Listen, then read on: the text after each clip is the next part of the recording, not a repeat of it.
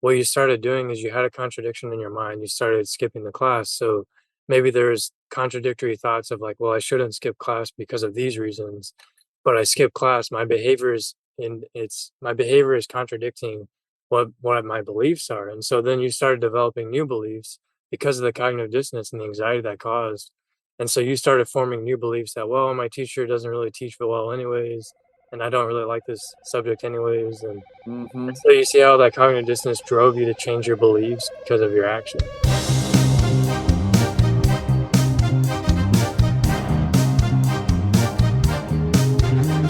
Welcome back to the Out of the Box podcast. Where Steele and I, Jose, your host, get to talk about out of the box ideas. Today, we're going to be talking about cognitive dissonance. You heard me right. Cognitive dissonance.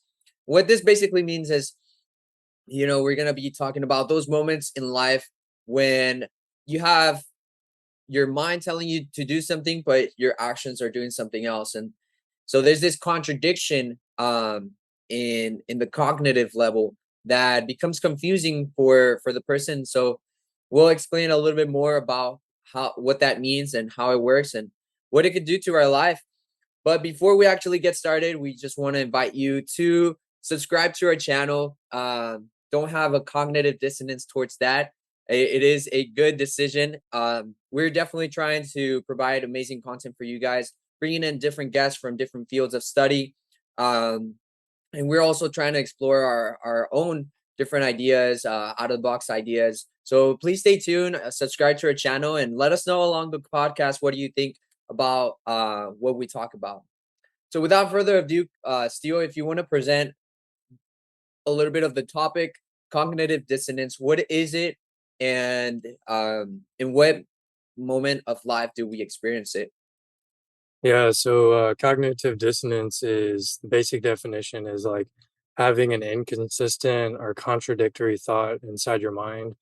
And it could be a thought, it could be a belief, it could be an attitude and an action. So the contradiction can be between two different beliefs or a belief in an action or like a belief in an attitude. So basically what happens when someone has that in their mind is it causes them anxiety and it makes them feel uncomfortable because obviously it's a contradiction that doesn't really make sense, which Mm-hmm. can create anxiety. And so what you see happen is sometimes people will change their belief to match their behavior that's inconsistent to get rid of that anxiety. That's the like motive behind it. So it can drive a lot of different things.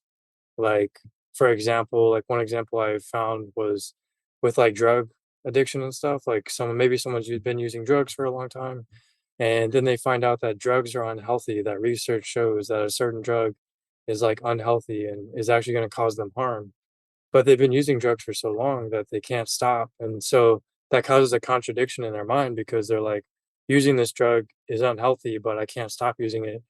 So then they develop a new belief because they can't change their behavior of using the drug. So they change their belief to get rid of the anxiety from cognitive dissonance to the belief that, well, the research that drugs is unhealthy, it's not really all that consistent anyways, and it's probably not true. So I'm just going to keep using it. Mm, And so they have to change their belief to like, so they to can keep, justify their yeah, actions.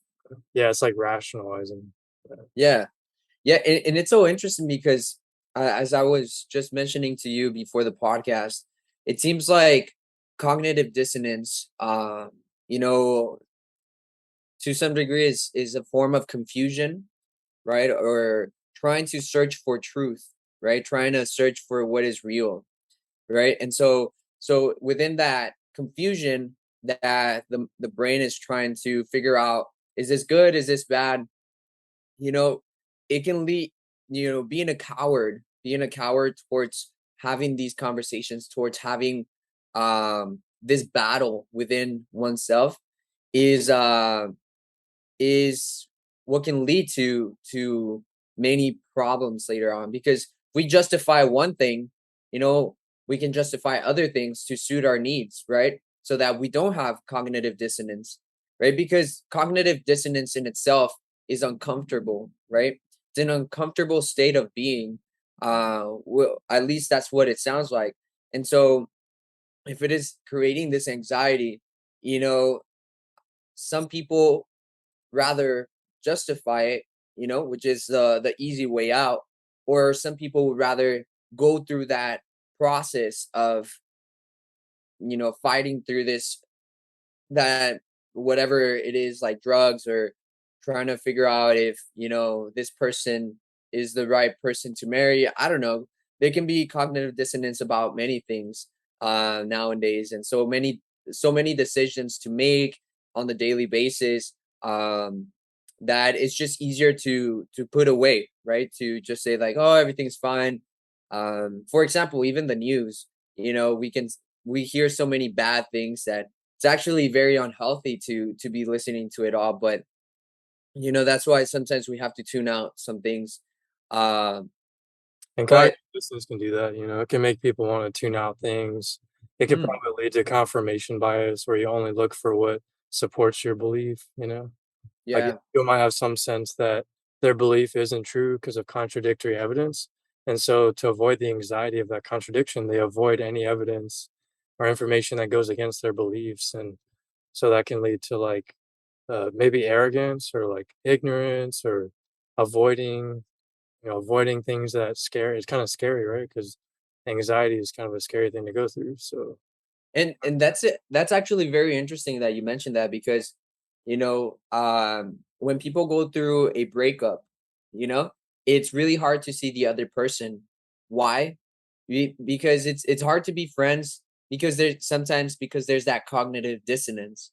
You yeah. don't know what to do. You don't know what they're gonna do. You don't know Yeah, what they're it's, gonna like, on the say. So borderline instead of yeah, dealing with that, cognitive dissonance, you just avoid them, try to avoid them in any event, in any group setting, so that you don't have to face that cognitive dissonance of like, what should I do? What should I say? What should I tell them?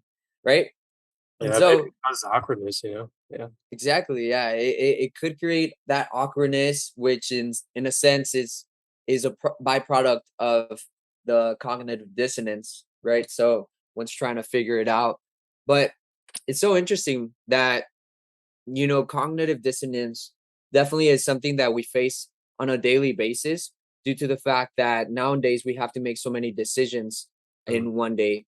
I think there's like research that says that, in our like grandparents' time, they had to make like half or one third of the decisions that we nowadays days have to make, just because the world is moving so fast that there you can do more with technology, which therefore means that you have to make more decisions, right? You have to do a lot more. Yeah. We have so many more Um, too. yeah, which then adds to the fact that if we are having to make so many decisions, like you said, we're tuning out some other things, which in effect, I mean, it sounds like we can be missing the mark in some areas of our life, right? Um, Become blindsided, not, tunnel vision, not realize, yeah, yeah. that cognitive Or and it just makes sense, how nowadays with all this like going on, it's easier to persuade people, if that makes sense. yeah, Because sometimes you can just get them at the right moment when they're tuning out things, so that that message just goes directly to them, yeah, we call those communication majors that's how messages like, there's different types, like, ones that are emotionally driven, and they are targeting the audience's emotions, and those can have a strong effect? Yeah, ethos, pathos, Yeah, ethos path. logos.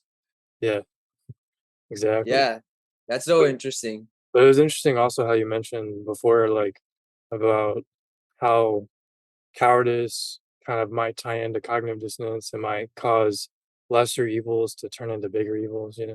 Hmm. Yeah, in a way, if you think about it, it does. I was listening to a podcast yesterday, and it was talking about how, you know, the root of all evil is cowardness. And I was kind of mind blown by that, because You wouldn't it's uh it's so interesting. But once they broke it down, it made sense. And it was basically saying how, when one is coward, which means scared of something, right? Like how running away from something. Um, they're not seeking the truth. And if one is not seeking truth, then they are, they could be believing lies. And if they are believing lies, that could lead them to make wrong decisions, right? A malinformed decision can essentially bring bad consequences, right? So if one is coward, one is not seeking truth, right? If one is coward, they're not, they're more prone to lying, right? Because they believe lies and so they say lies, right? That's what they consume and that's what they say. That's what they justify and that's what they do. And so cowardness can all lead to lies, to uninformed decisions. And it almost seems like, you know, cowardness is is just running away from everything that is good, right? We really don't see any value in the aspect of cowardness. I mean, I can't see any good fruits coming out of cowardness. It's different from humility. I think people sometimes confuse it with humility, but cowardness is definitely very different than humility, in the sense that humility is, you could still be courageous and humble about it, right? It's not bragging about what's going on or being egoistic about what you have or anything like of that sort. It's also putting humility also deals with sacrifice, putting others before you. The coward will always put um he will put other people before them, but in order to shield them from life, not to protect them. They'll try to put people in front of you because they're cowards, so they'll sacrifice other people, so that they could still be alive, right? That's the cowardness state, right? They'll put other people in their forefront. Think about kings, when of course they have to lead, right? But sometimes kings would also go into the fight and fight in the war, right? They would be in the same war. And so that's shows the level of courageousness, right? Sometimes that, just because you lead doesn't mean that you have to use your subordinates as shields to protect you from the position you're at. right? And so Well, yeah, so uh, the fear, like the fear from cowardice, can lead someone to not be able to stand up to make the right decision whenever they're presented with a situation that's just difficult to deal with, you know? So I guess yeah, this how that would lead to cognitive dissonance because, yeah, because they're afraid of the anxiety for one, of the inconsistency, but the fear of changing your action to match the new belief that you've discovered, like with drugs, for example, like you discover they're unhealthy. Well, changing that habit once it started is very difficult and takes a lot of courage. So like the opposite of that, right? But it's more complicated than that. But it's just like an example of what it yeah, could be. But yeah, I can see how the fear can drive that. I can just think about if someone has cognitive dissonance about a moral decision and their fear drives them away from anxiety to making the it then drives them away to make the right moral decision, then that can lead to like small evils and maybe that can lead to bigger evils, because that's how it usually starts. Like, oh, this would be all right this one time. And then yeah. the next time it's like a little bit bigger thing. Like, well, last time it didn't go too bad. So maybe this time. And then Mm. next time. Yeah, it's like when I was in high school or like middle school, they would say once you skip a class, it's easier to skip the class again. Yeah, exactly. And it was true. Like there was one class that I just didn't enjoy going to and I skipped it, and then the second time it was easier to skip, even though I knew that first time there was that internal battle. But once I made the decision, I was able to reaffirm my decision again and again It's like, by justifying it, because I was like, oh well, I the teacher doesn't even like teach, it's very boring, and so there's yeah, that justification that's aspect. That's cognitive dissonance. You just gave an example of it because what you started doing is you had a contradiction in your mind. You started skipping the class. So maybe there's contradictory thoughts of like, well, I shouldn't skip class because of these reasons, but I skip class. My behavior is and it's my behavior is contradicting what my beliefs are. And so then you started developing new beliefs because of the cognitive dissonance and the anxiety that caused. And so you started forming new beliefs that, well, my teacher doesn't really teach well anyways, and I don't really like this subject anyways. And Mhm. so you see how that cognitive dissonance drove you to change your beliefs because of your action. Yeah. It really does have. Yeah. Yeah, it's very interesting, and I mean, it sounds like, like, for example, in that case, it does turn into a moral, dilemma. And I Makes think that the easiest way to justify something, it's like, well, it's not hurting anyone. Yeah, It's only hurting me if anything, you yeah, know? And rational. so it's I think it's with anything like, oh, it's only hurting me. But I think we if when we think about it in that way, we forget about the value that we have in the world, right? That Because yeah, you're right. Because when I think about it, when you tie that back to subjective morality, that's the problem, right? I mean, because if subjective morality is morality that we go off of, then wouldn't cognitive dissonance just drive subjective morality into all sorts of dangerous directions? Because if we base it off of morals from human beings ourselves and we have cognitive dissonance could lead us to justify immoral things because that's what subjective morality would lead to. Because if we go based off of how we feel morality should be based on individuals, then we might be misled by cognitive dissonance. Like if I do something immoral, I'm going to find ways to justify it because it's contradictory. It causes cognitive dissonance. So I have to change my beliefs that I had before to justify the immoral thing I did.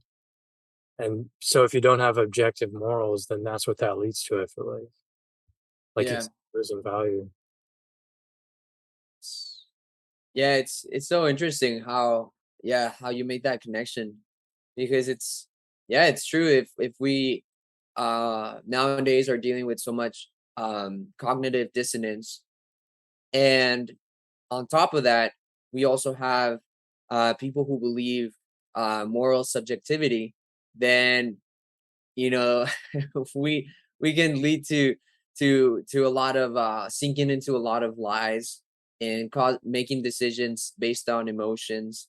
um I think it would be I think we see it nowadays. It's very evident in our world that this is going on, basically what we're talking about, like cognitive dissonance mixed with moral subjectivity, Yeah, which leads to, like, oh, everyone can do whatever they want, but there's objective laws, right, set in stone by the government to kind of give some structure to, so that people don't kill themselves, right? right. um but even at that, if that ends up becoming subjective, then should we follow the political laws, right? That becomes a dissonant Well, I was uh I was thinking that too, because I mean, these are man-made laws we're talking about, and are those objective? That's a good question because they're voted into law, but they're voted into law by subjective individuals, not an objective being, if that makes sense. It even yeah, says, like, even if from a Christian perspective, it says in the Bible that man-made laws are separate from God's laws, yeah, not the same. So, and sometimes there's man-made laws that are clearly immoral, like slavery, for example, which we've realized took a while. I guess we realize now that it's immoral, but there was a time that we didn't see it, that not everyone saw it that way. So yeah, I mean, government laws can be flawed.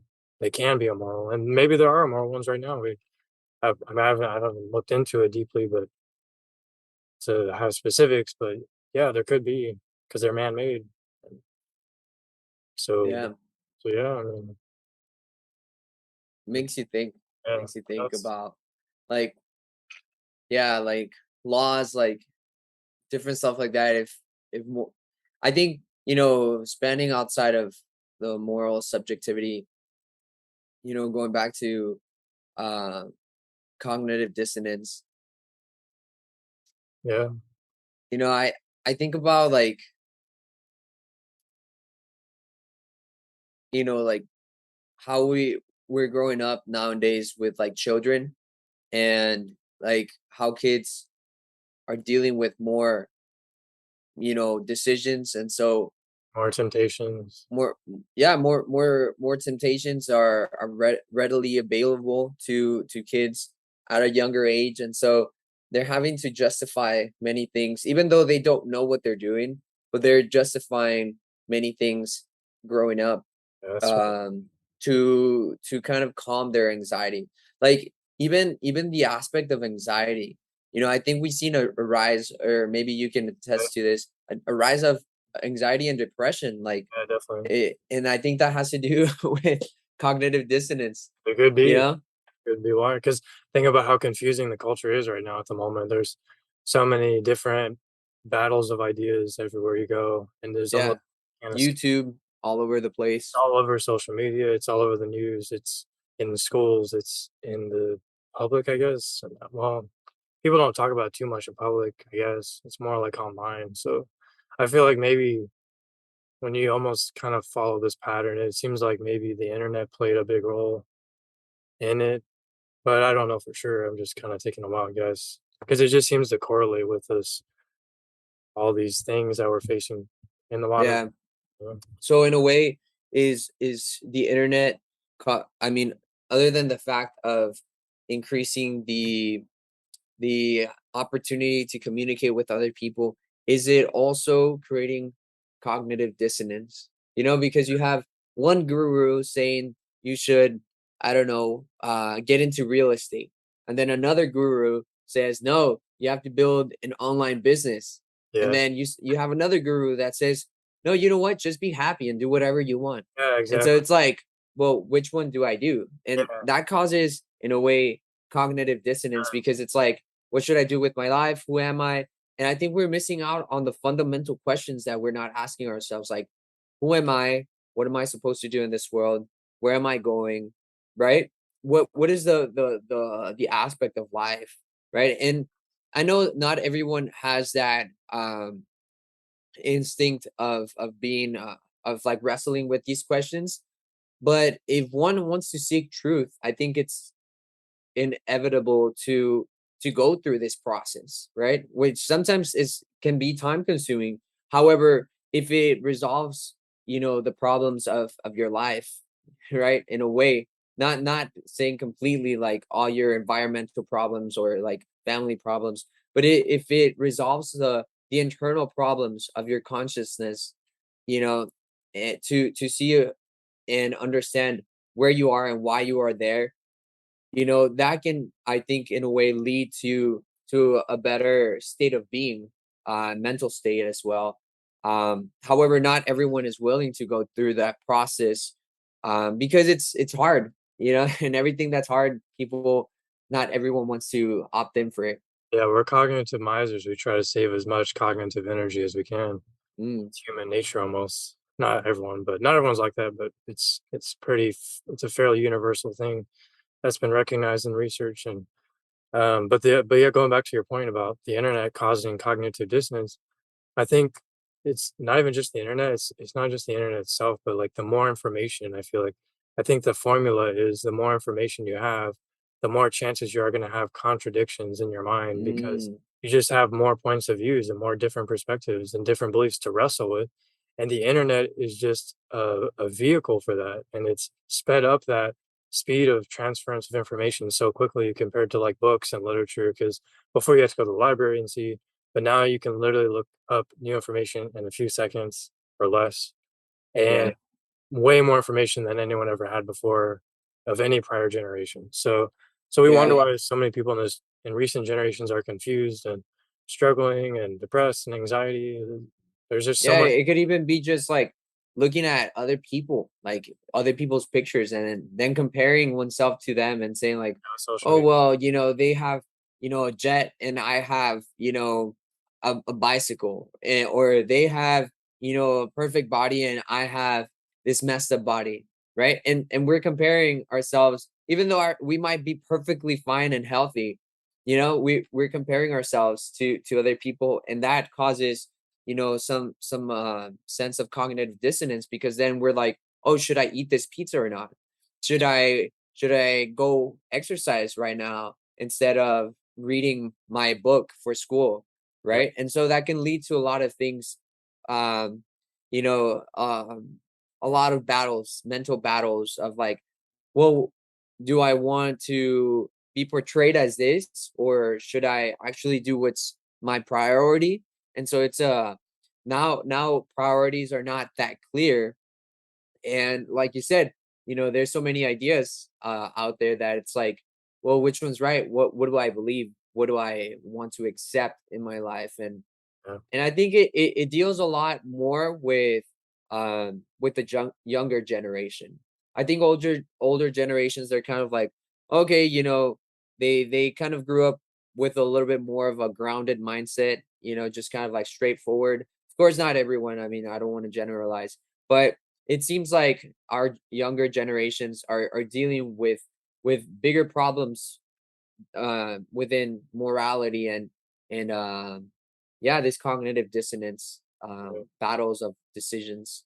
And yeah, make no mistake, cognitive dissonance is what changes beliefs.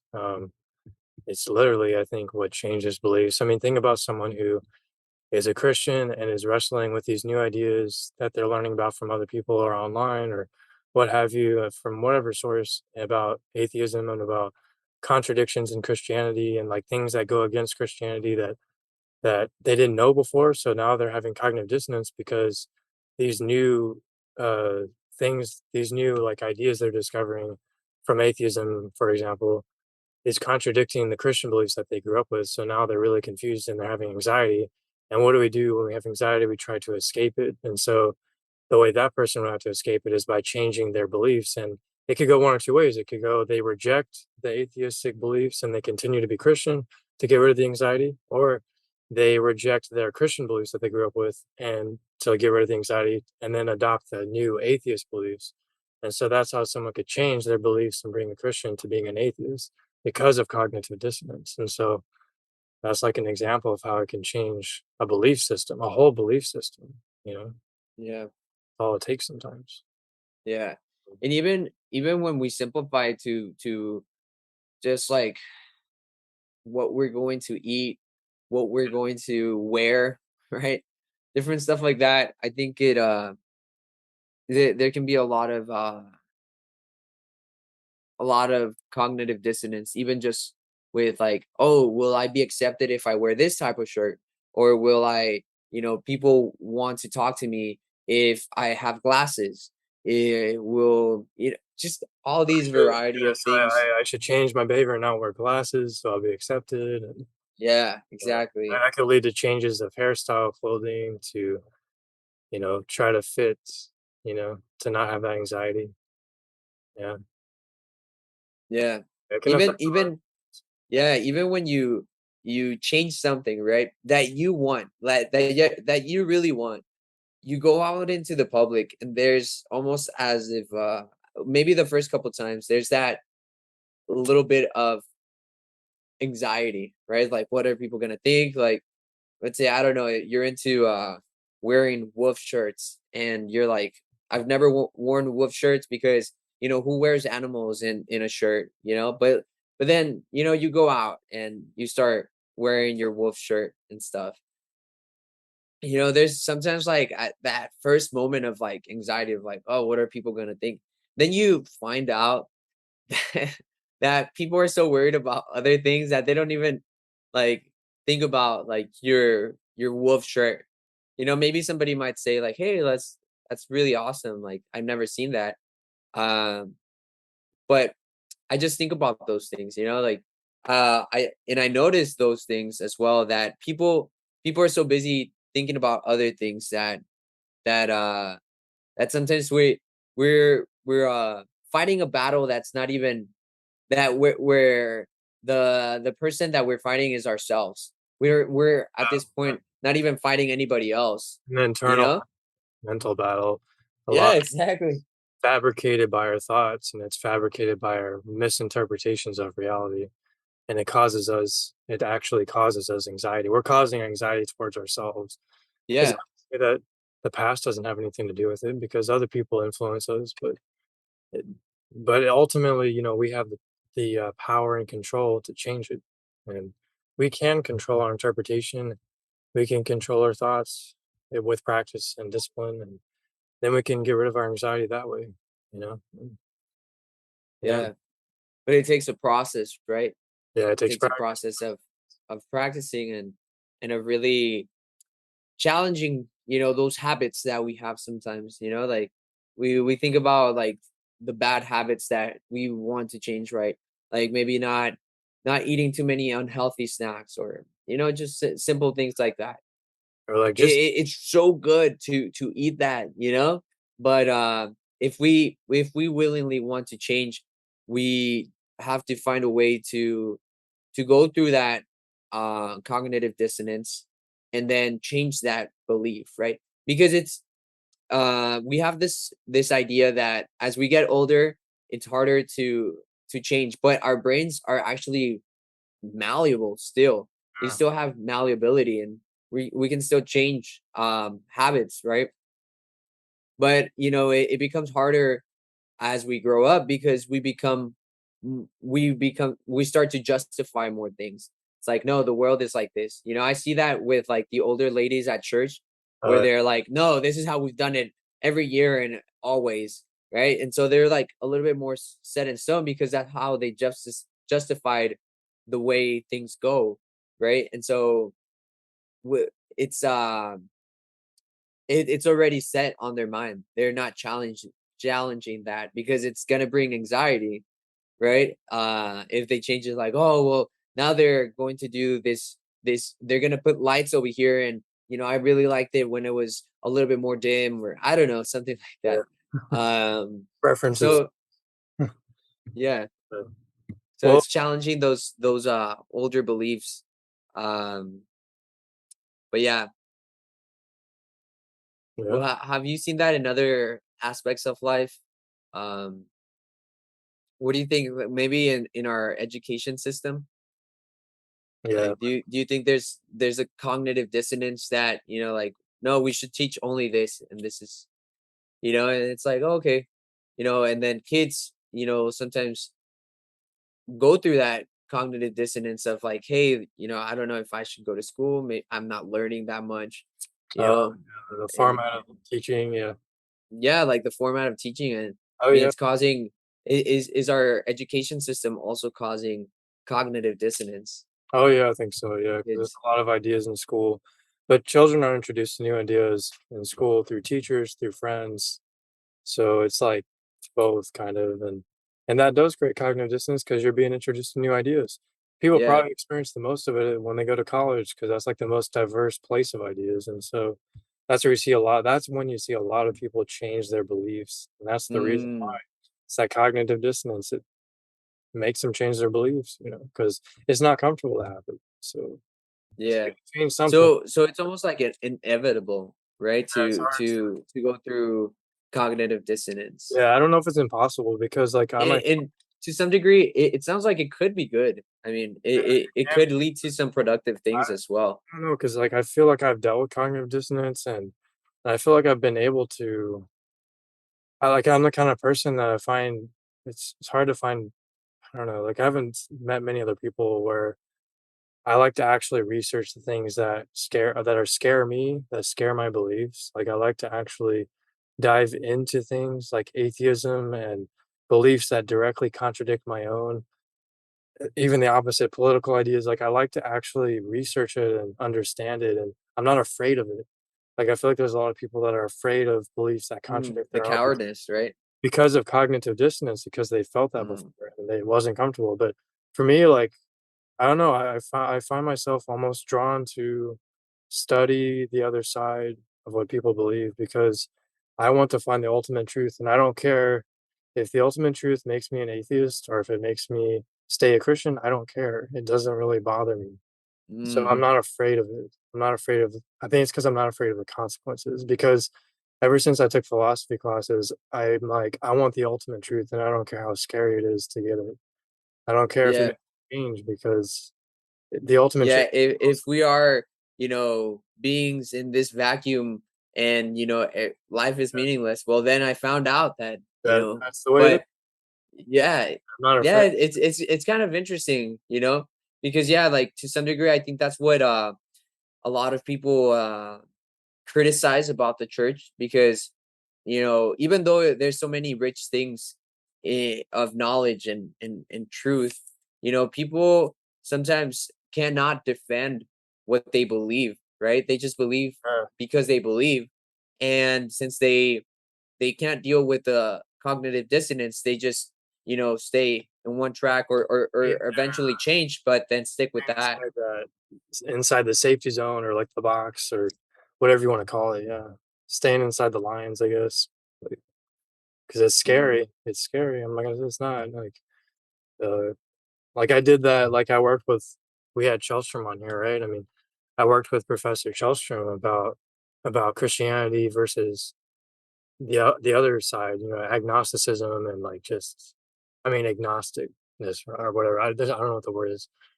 Let's just say agnostic, right? So agnostic versus atheism and versus Christianity. So like looking at the two different sides of it, and yeah, I mean it was challenging and my faith was challenged, but that's the reason why I wanted to do that because I don't know, I just feel like it's more like yeah, I could have gone with someone who believes in Christianity, but I feel like I wouldn't get as much out of it. I wouldn't learn as much. Yeah. That's why I Yeah, chose. and I think what you're getting at is, that, cognitive dissonance in a way could potentially be good in the sense that it can help you grow, Yeah, right? If you are taking it in a mature way, not in just a solely emotional way, right? Because if we just do it emotionally, then we could make really bad decisions, to some right, degree. But if we're doing it logically and perhaps maturely, then cognitive dissonance can eventually lead to growth, right? If you are faced with the opposite side, it can help you understand a little bit more about the world and perhaps see strengthen your beliefs or strengthen why you believe what you believe, or perhaps um find a new way to understand what you understand of the world. right. um Yeah, awesome. Well, do you have any last thoughts, Steele? Any last ideas in Um, regards to cognitive dissonance? Yeah, I mean, I would say like I cognitive distance is a scary thing, and it's very understandable to it's almost inevitable sometimes to fall prey to because it's just so powerful of a thing. And like I empathize with like it's not easy to overcome, and I don't want to make it seem like it's easy all the time. Like I wrestle with a lot of ideas and I have a lot of doubts sometimes, and that is cognitive dissonance at work. And but I don't know, I guess maybe it's the mindset or something. I've always been a curious person, and so I've always been fascinated and wanting to learn about everything I can. And so maybe that's what drives me to not be as bothered by cognitive dissonance. So I guess I just want to encourage people who maybe have dealt with fear of cognitive dissonance to venture on the journey of discovery and learning and trying to like maybe look at ideas that you're afraid of. Um, Because at the end of the day, it's up to you to decide what to believe, and you are in control. And so there's some, I guess, reassurance there. Yeah, I guess that's what I'm trying to say. Like, not to be afraid of looking at other ideas that are against yours because of cognitive dissonance, but to like, it's going to be okay because you are in control. And sometimes people maybe don't realize that, or they're afraid that they're going to change their beliefs. But at the end of the day, you control your beliefs. So I guess that's what I'll leave it with.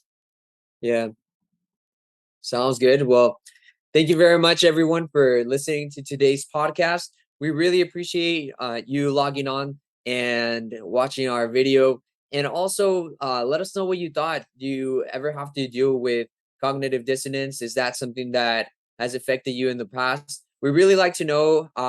And also, subscribe to our channel because we are definitely looking forward to providing more content for you guys, more rich content with new guests.